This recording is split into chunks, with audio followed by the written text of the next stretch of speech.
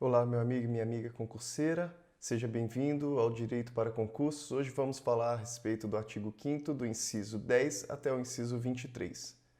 Esteja acompanhando o nosso canal, se inscreva, já vai deixando também o seu joinha e compartilhe com seus amigos para ajudar o canal a crescer.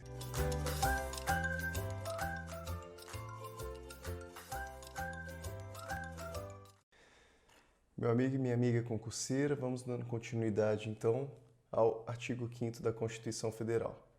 Apenas para deixarmos claro algumas questões com relação à aula anterior, é muito importante que a gente distingua aqui, embora a sua prova ela seja majoritariamente e provavelmente ela será cobrada a literalidade da lei, é muito importante que a gente saiba distinguir também que quando nós falamos aqui sobre estrangeiros residentes, existe uma situação particular que a nossa jurisprudência já tem aceitado também, que os estrangeiros não residentes eles têm direito a algumas situações do artigo 5º, tá? Então é bom tomarmos cuidado aqui. Caso a sua prova fale de acordo com a Constituição, pode ser que você deve responder estrangeiro residente. Agora, se ele falar de acordo com os nossos tribunais, de acordo com a jurisprudência, tem se aceitado, sim, que os estrangeiros não residentes também possuam uma série de direitos, tá? Uma outra situação para também deixarmos mais claro, quando eu falo aqui a respeito da licença, quando eu mencionei reunião pública, era um exemplo, mas na verdade reunião pública ela não depende de licença, tá? Nós vamos ver no artigo 5º um pouco mais para frente que a reunião pública ela não depende de licença. Na realidade era um exemplo que eu estava dando só para ilustrar numa situação em que a pessoa iria pedir uma autorização para o Estado, para fazer alguma coisa, sendo que é incabível, só para deixarmos claro isso, que a reunião pública ela não cabe esse pedido de licença. Então já vamos agora diretamente aqui para o inciso 11. A casa é asilo inviolável, esse aqui um inciso muito importante, então pode marcar um asterisco aí nela. A casa é o asilo inviolável do indivíduo, ninguém nela podendo penetrar sem consentimento do morador, salvo em caso de flagrante delito ou desastre, ou para prestar socorro, ou durante o dia por determinação judicial. Temos aqui então que a casa ela é um asilo inviolável. Em tese, ninguém pode penetrar na sua casa a não ser que você dê o seu consentimento. Então, o seu amigo, ou até mesmo no caso policial vá até a sua casa, você pode permitir que ele entre na sua casa. Agora, sem esse consentimento do morador, existem situações em que é possível penetrar na sua casa, que são essas situações aqui: flagrante delito ou desastre. Flagrante delito é quando é um crime que está acontecendo. Está acontecendo. Então, a polícia passa na frente da sua casa e vê que, por exemplo, houve barulhos de tiro ali dentro. Tá? Isso é um flagrante delito. Desastre, ou para prestar socorro, ou durante o dia, aqui é muito importante prestarmos atenção nessa expressão durante o dia, por determinação judicial. Então, se ele falar a qualquer tempo por determinação judicial, você já sabe que está errada porque é somente durante o dia. Então, vamos prestar bastante atenção nesse inciso, porque, em tese, a casa é sim um asilo inviolável, no entanto, existem pelo menos 4 situações em que é possível entrar na sua casa, que primeiro com consentimento, segundo, flagrante delito, desastre, prestar socorro e determinação judicial, tá? Durante o dia. A determinação judicial, ela vale só para a questão de durante o dia. Para flagrante delito, desastre, consentimento, prestar socorro, qualquer momento, durante a noite, durante o dia, não interessa. Só para determinação judicial é que é durante o dia. Inciso 12. É inviolável o sigilo da correspondência e das comunicações telegráficas, de dados e das comunicações telefônicas, salvo no último caso, que aqui então remetendo aqui às comunicações telefônicas, por ordem judicial, nas hipóteses e na forma que a lei estabelecer para fins de investigação criminal ou instrução processual penal. Então, inicialmente, precisamos diferenciar aqui. Ele está falando sigilo de correspondência e comunicação telegráfica de dados e das comunicações telefônicas. Qual que é a diferença dessas comunicações telefônicas para, por exemplo, a situação dos dados, aqui, dados telefônicos? Os dados telefônicos, eles são aquelas informações de para quem você ligou, né, quanto tempo demorou a sua ligação. Esses são os dados telefônicos. O número do telefone que ligou para você, o número do telefone que você utilizou. Agora, a comunicação telefônica ela é diferente, porque ela é uma intervenção no sentido de que ele ouve a sua conversa. Então, ele ouve o conteúdo da conversa e não simplesmente aquela questão formal dos dados. Então, a respeito das comunicações telefônicas, é possível que, por ordem judicial, nas hipóteses e na forma que a lei estabelecer para fins de investigação criminal ou instrução processual penal, então vamos nos atentar aqui porque civil, um processo civil, por exemplo, cabe? Não cabe, tá? Uma instrução processual penal cabe? Sim. Uma processual civil não cabe. E, por exemplo, um procedimento administrativo também não cabe a intervenção nessas comunicações telefônicas. Inciso 13. É livre o exercício de qualquer trabalho, ofício ou profissão. Essa é a regra, é livre. Atendidas as qualificações profissionais que a lei estabelecer. Então, aqui em regra é livre, no entanto, é possível que a lei estabeleça algumas condições. Então, é uma regra da Constituição que ela pode ser limitada, ela pode ser restrita, embora seja livre, nós sabemos que existem alguns certos requisitos para algumas profissões. Então, atente-se aqui a essa possibilidade, ele vai te falar, é livre o exercício de qualquer trabalho, ofício ou profissão. No entanto, precisa ser atendidas as qualificações profissionais que a lei estabelecer. Então, por exemplo, uma restrição com relação ao trabalho do advogado. Para que ele seja advogado, é necessário que ele passe na OAB, na prova da OAB, correto? Isso é o exemplo típico de uma restrição ao exercício da profissão. E a própria Constituição permite que isso aconteça, aqui no inciso 13. Inciso 14. É assegurado a todos o acesso à informação e resguardado o sigilo da fonte. Sigilo da fonte quando necessário ao exercício profissional. Aqui temos aquele exemplo do jornalista que ouve de uma fonte, que ele recebe algum tipo de informação e ele se manifesta, ele publica uma notícia, ele não é obrigado a estar dizendo quem que revelou para ele aquilo. Temos aqui então a situação do sigilo da fonte. Você não é obrigado, quando necessário o exercício profissional, está dizendo quem que revelou aquilo para você, o sigilo da fonte. Inciso 15. É livre a locomoção no território nacional em tempos de paz. Aqui, vamos salientar também aqui, em tempos de paz, podendo qualquer pessoa, nos termos da lei, nele entrar, permanecer ou dele sair com seus bens. Então, em regra, nós temos, lógico, uma liberdade de nos locomover por todo o território nacional. Isso se chama liberdade de locomoção. No entanto, vamos tomar cuidado aqui que ele fala em tempos de paz. Então, numa situação de guerra, que seria o contrário, não necessariamente haverá essa liberdade de locomoção. Então, se caso na prova ele te pergunte, temos sempre, então, sempre tomar cuidado com as expressões sempre, nunca.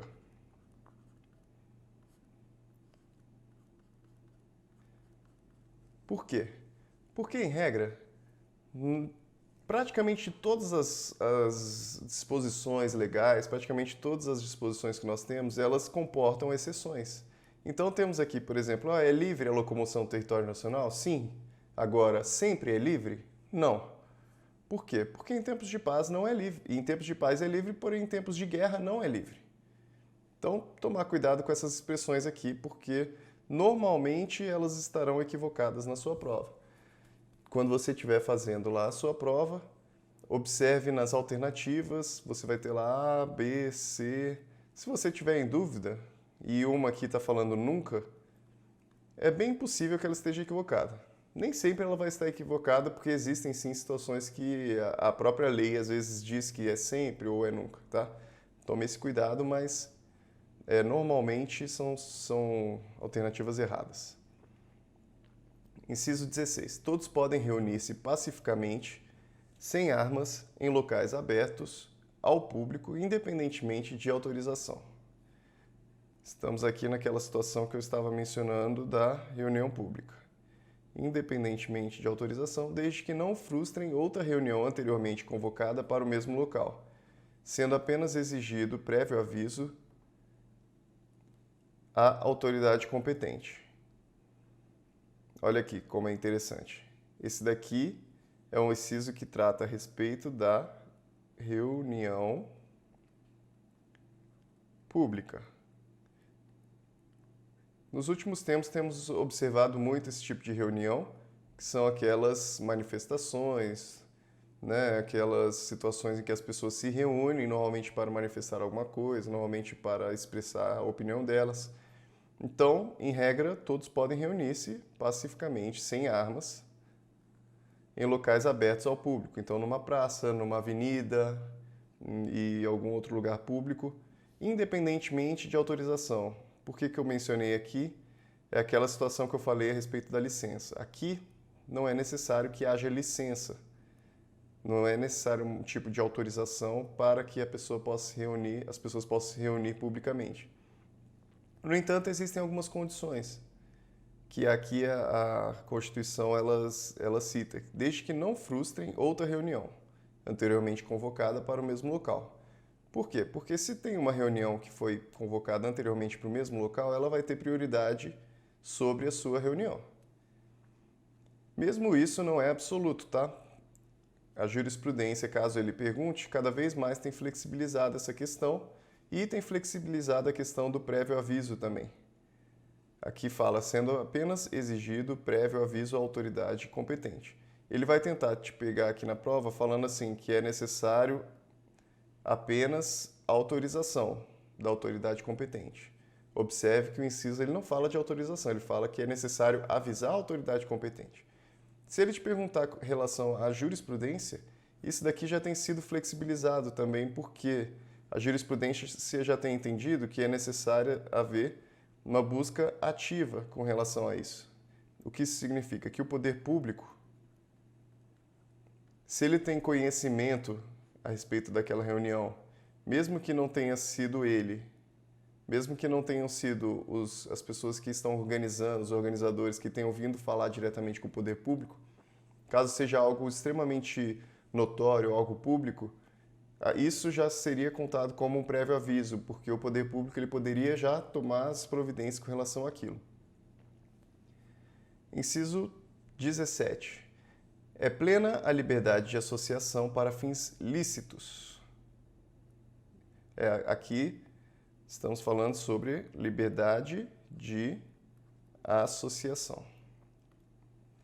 Vedada a de caráter paramilitar.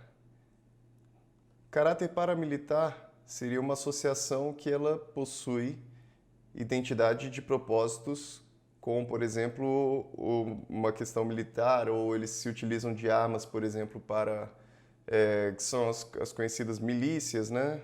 Isso daqui é vedado. Eles querem se reunir para matar pessoas, querem se reunir para exercitar algum tipo de atividade que seja identificável como relacionada ao exercício militar. Inciso 18. A criação de associações e, na forma da lei, a de cooperativas independem de autorização, sendo vedada a interferência estatal em seu funcionamento. Eu vou ler aqui juntamente também o inciso 19, que fala: as associações só poderão ser compulsoriamente dissolvidas ou ter suas atividades suspensas por decisão judicial, exigindo-se, no primeiro caso, o trânsito em julgado. Então vamos lá. Inicialmente fala aqui a criação de associações e, na forma da lei, a de cooperativas independem de autorização, tá? Então você quer criar uma associação, uma cooperativa, não depende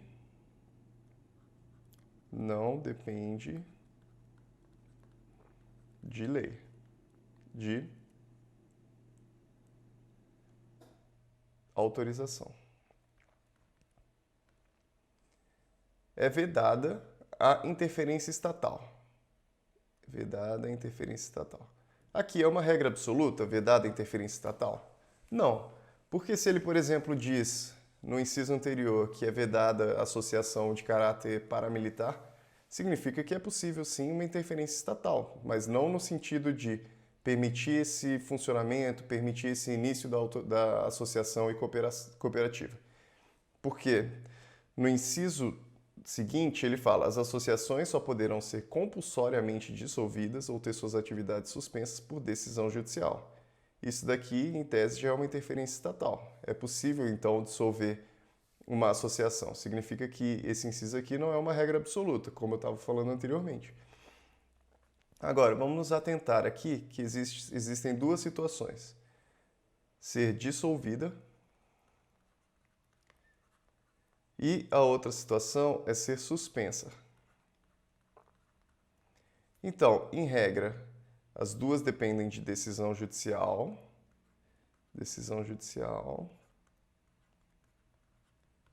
Certo? No entanto, ele fala que, exigindo-se no primeiro caso, então no primeiro caso é para ser dissolvida, é necessário que haja trânsito em julgado. O que significa trânsito em julgado? Significa que há uma decisão que já não é mais possível recorrer, que aquele prazo para recorrer, ou então já atingiu a máxima instância que poderia chegar àquele processo, então ele transitou em julgado, é uma decisão que já, em tese, ela não pode mais ser modificada. Então, para ser dissolvida, depende do trânsito em julgado. Para ser suspensa, uma simples decisão pode suspender. Uma decisão, por exemplo, liminar. O juiz pega aquele processo que está questionando aquela associação, percebe que aquela associação é ilegal e ele dá uma liminar para suspender as atividades daquela associação. No entanto, ele não pode determinar a dissolução dela, somente numa decisão que seja transitada em julgado. Inciso 20. Ninguém poderá ser compelido a associar-se ou a permanecer associado. Aqui é o direito de liberdade de associação. Você possui liberdade de estar associado ou de não estar associado. Isso daqui vale, por exemplo, para a decisão a respeito da contribuição sindical.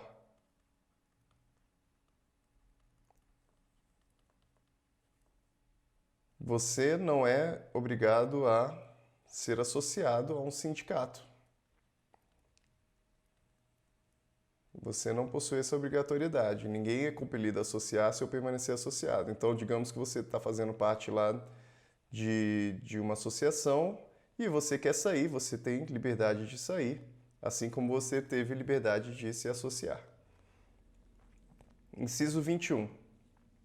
As entidades associativas, quando expressamente autorizadas, têm legitimidade para representar seus filiados judicial ou extrajudicialmente. Vamos nos atentar aqui que ele fala entidades associativas quando expressamente autorizadas. Então, a respeito aqui das Entidades associativas, a nossa Constituição fala que somente quando expressamente autorizadas. Tem legitimidade para representar judicial e extrajudicialmente. Esse daqui é um inciso importante também, porque ele possui algumas situações que é possível confundir. Então, vamos lembrar entidades associativas expressamente autorizadas. Inciso seguinte é garantido o direito de propriedade. Aqui, como vivemos em uma sociedade que é capitalista, nós temos, sim, o direito de propriedade. Você pode possuir, você pode ter como propriedade um carro, uma casa e qualquer outro tipo de bem. Inciso seguinte, a propriedade atenderá à função social. A propriedade ela é absoluta, eu posso utilizar a minha casa da forma como eu quiser e fazer exatamente tudo aquilo que eu quiser? Não, existem algumas situações que elas vão limitar o seu direito de propriedade. Caso a sua propriedade ela não esteja cumprindo uma função social, é possível que o seu direito de propriedade seja limitado. Mais para frente, veremos algumas situações em que o direito de propriedade ele é limitado em razão da função social que não está sendo exercida. Por exemplo, uma propriedade que ela não gera nenhum tipo de fruto, ou então ela não atende, ela está, por exemplo, em uma situação de uma residência urbana, só que ela já está desabitada há muito tempo, ela começa a gerar problemas de higiene, questões sanitárias, tudo isso implica na seu não cumprimento da função social.